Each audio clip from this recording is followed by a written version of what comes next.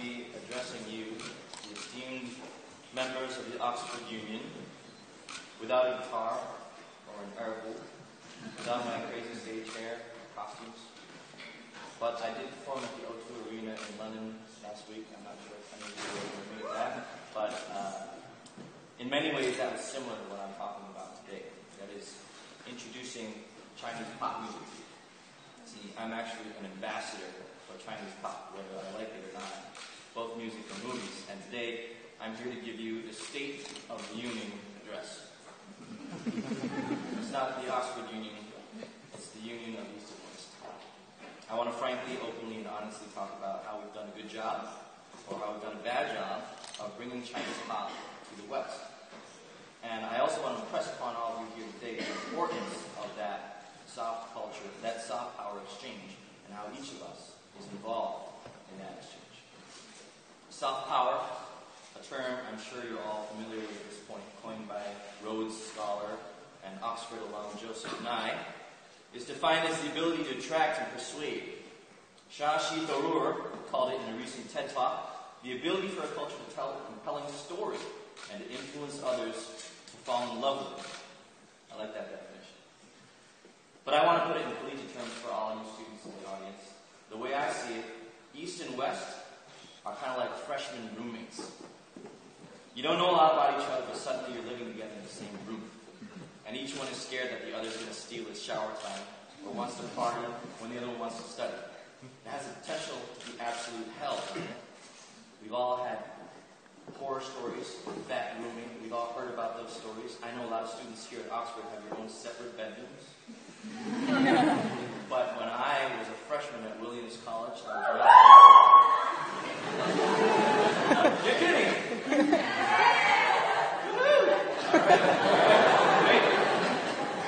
Well, I had a roommate, and he was that roommate. Let's just call him Frank.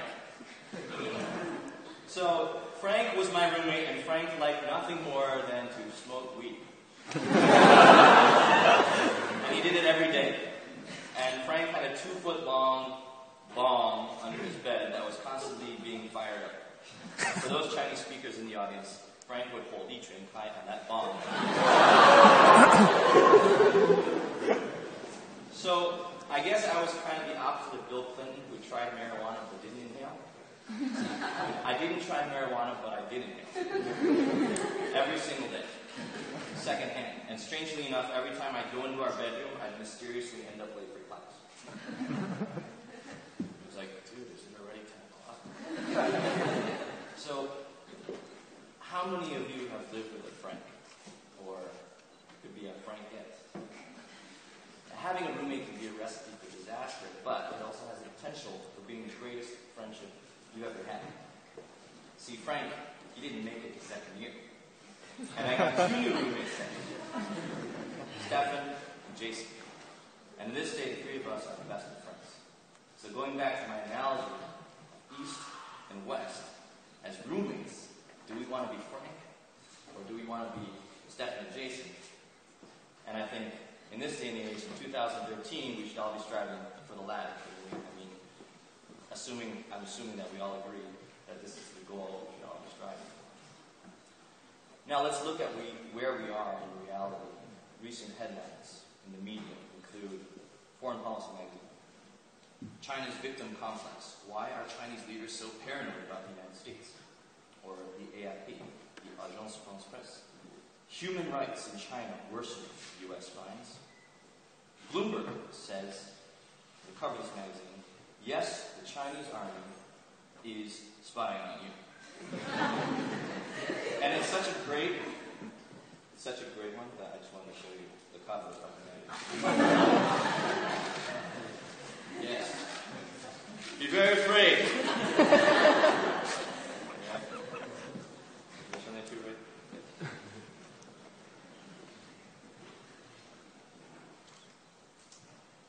So there's actually an extremely high amount of negativity, fear, and anxiety about China, Sinophobia, that I think is not just misinformed, but also misleading and ultimately dangerous. Very dangerous. And what about how Westerners are viewed by Chinese? Well, we have terms for Westerners, the most common of which are Huailou in Cantonese, which means the old devil. Lao Wai, meaning the old outsider in Mandarin. Ang Mo, which means the red-haired one in Taiwanese. The list goes on and on. So, are these roommates headed for a best friend relationship? I think we need a little help. And as China rises to be a global power, I think it's more important than ever for us to be discerning about what we believe, because after all, I think that's the purpose of higher education. And that's why we're all here, to be able to think for ourselves and make our own decisions. China is not just those headlines, the burgeoning economy or unique politics. It's not just the world's factory or the next big superpower. It's so much more. 1 billion people with rich culture, amazing stories, and as a product of both of those cultures, I want to help foster understanding between the two and help create that incredible relationship. Because knowing both sides of the coin, I really think that there is a love story waiting to be told, waiting to unfold. And I'm only half joking when I say love story, because I believe it is the stories that will save us, will bring us together. And my thesis statement for today's talk is that the relationship between the East and West needs to be and can be fixed via pop culture. Think back there. And I'm going to try and back it up. Now, the UN Secretary General, Wang said, there are no languages required in the musical world. That is the power of music. That is the power of the heart. Through this promotion of arts, we can better understand the culture and civilizations of other people. In this era of instability and intolerance, we need to promote better understanding through the power of music. Now, the UN Secretary General thinks we need more music, and I think he's right. Music and arts have always played a key role in my life, in building relationships, replacing what once was ignorance, fear, and hatred with acceptance, friendship, and even love. So I have a strong case for promoting music between cultures because it happened to me early in life. I was born and raised in Rochester, New York. I barely spoke a word of Chinese. I didn't know the difference between Taiwan or Thailand.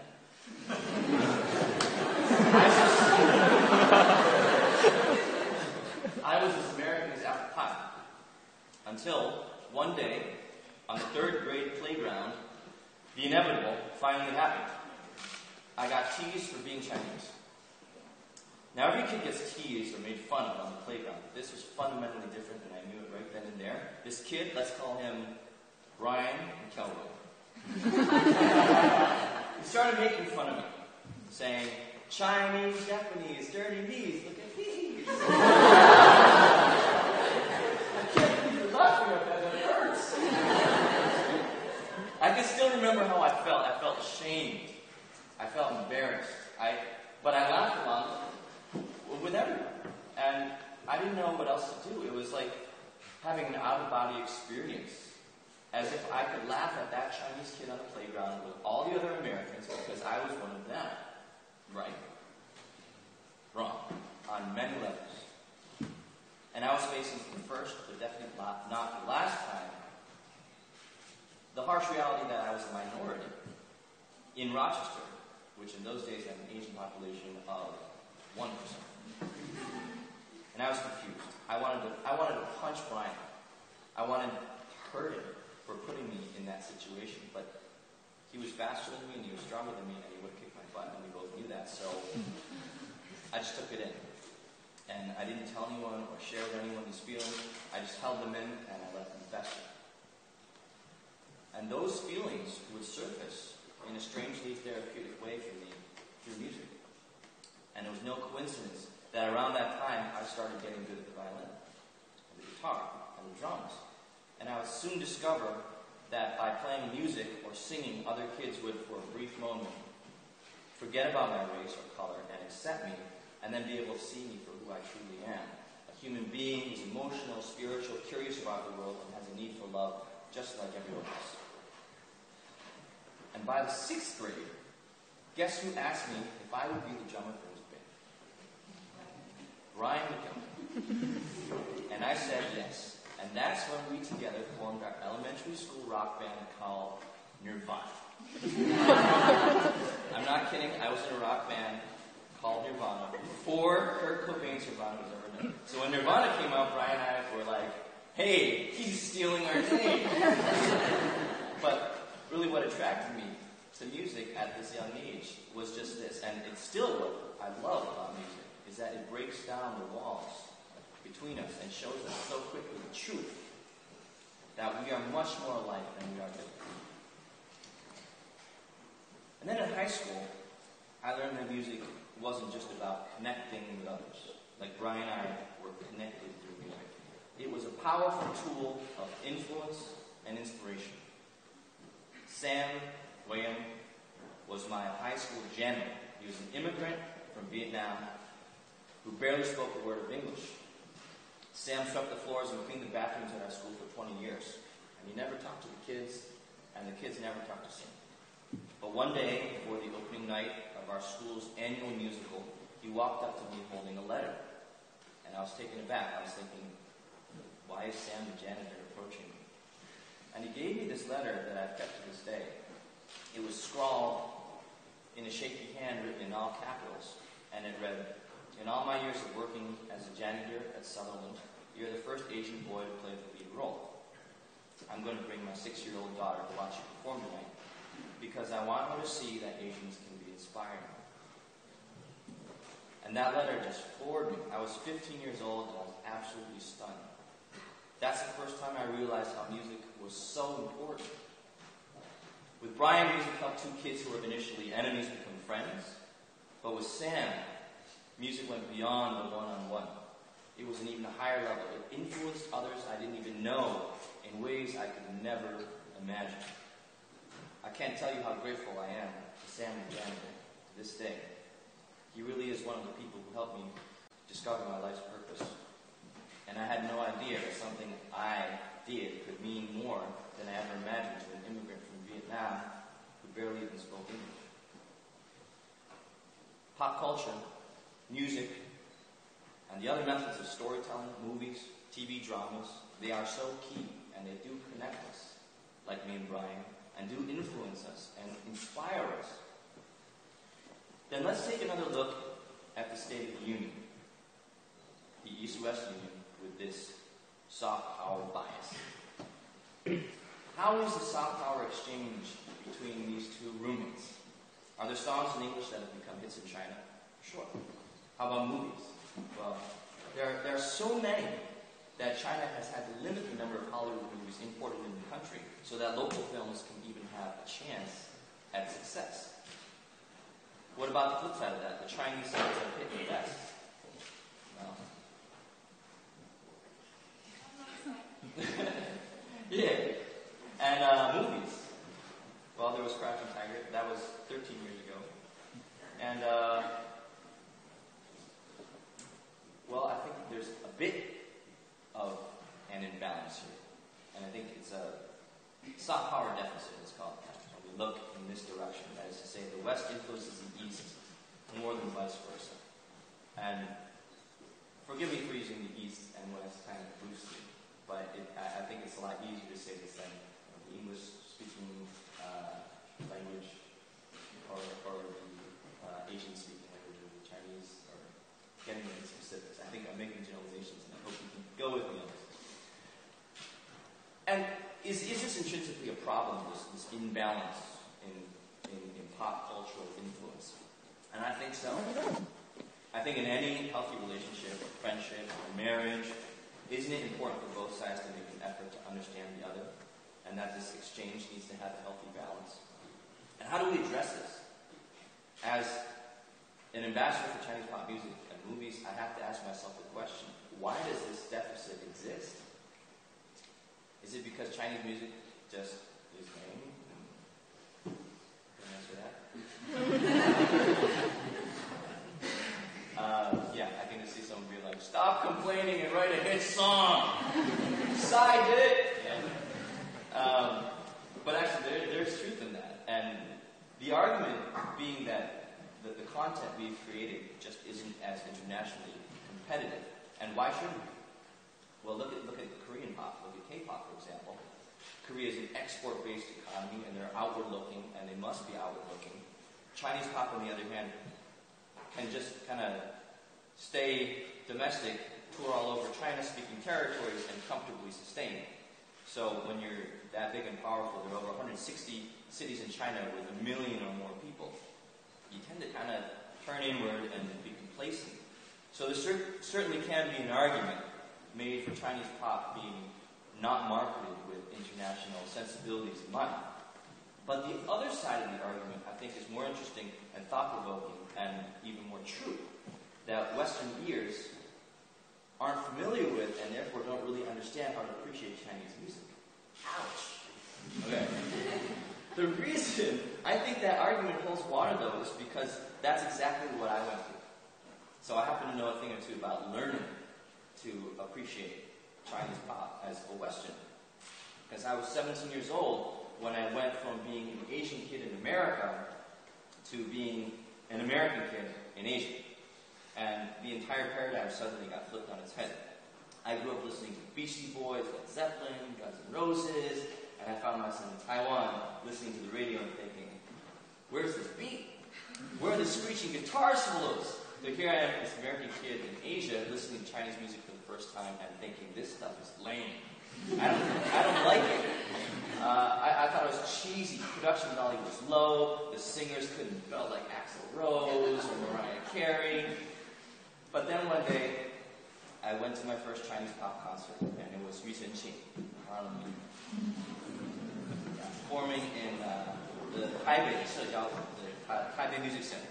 And as he performed, I looked around at the audience and I saw their faces and the look in their eyes, the responsiveness to his music.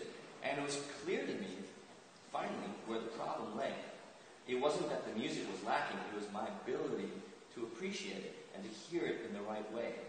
The crowd, they would sing along and be totally immersed in his music, and I had this epiphany that I was missing the point. And from now on, I was going to somehow learn how to get it. I was going to learn how to hear with local ears. And I deconstructed and analyzed what it was that made Chinese audiences connect with certain types of melodies and rhythms and song structures and lyrics. And that's what I've been doing for the past almost 20 years. And it took me a long time, and I'm still learning. But at some point, I not only began to be able to appreciate the music, but I started being able to contribute to it and create my own fresh spins on the tried and true. And I think this happens to everyone, really, who's on the outside looking in. It always looks strange. If you look at things from your perspective, you're always going to think that these people are weirdos. What's wrong with them? Why are they listening to this stuff? And I'm saying that you can make an effort and get it. It can be done, and I'm living proof of that. And as an ambassador of Chinese pop, I'm trying to get people to open up to a sound that they may not feel is palatable at the first listen. So what else can we do to reduce this imbalance in our popular cultures? Well, maybe give a talk to you. Tour more outside of China. But seriously, actually, I think the tides are already starting to change. Very slowly, very cautiously, almost calculatingly. You see more cross-cultural exchange now, more interest in China. Definitely a lot of joint ventures, a lot of co-productions in recent years. Iron Man 3, Transformers, 53, Resident Evil, really, it's beginning to be kind of like a world pop. And that's what I'm looking forward to. That's what I'm focusing on these days. There was J-pop, there was K-pop, there was C-pop, and there's like this W-pop that's kind of starting to emerge, this world pop. And I think, yeah, I love that idea, that it's not world music. It's not like, there used to be a section in HNB called world music. That was like ethnomusicology class in college. No, but world pop is more about breaking and tearing down age-old stereotypes, the artificial confines that have kept us apart for way too long. It's a melting pot and it's a mosaic that even when we look up close, we'll still see the colors and the flavors of each culture in detail. And where can we go to listen to world pop? I don't think there's a world pop station or a magazine. Unfortunately, there are none. There should be. But there's the internet, and YouTube has proven to be a driving force of world pop. Britain's Got Talent made Susan Boyle the hottest act in the world, and she achieved that not through the record labels or the networks, but through grassroots sharing. Gangnam Style is another great example of how that just took over and became a huge worldwide world pop phenomenon. So world pop also suggests a worldwide pop culture as something that can be shared by all of us and give us a lot of common ground. So today, what's my call to action? I want to help improve and promote the cultural exchange between the East and the West. I think I've made that clear, but how? I think you can all become pop singers, really. I think that's the answer. Unless that's what you really want to do. My call to action is this.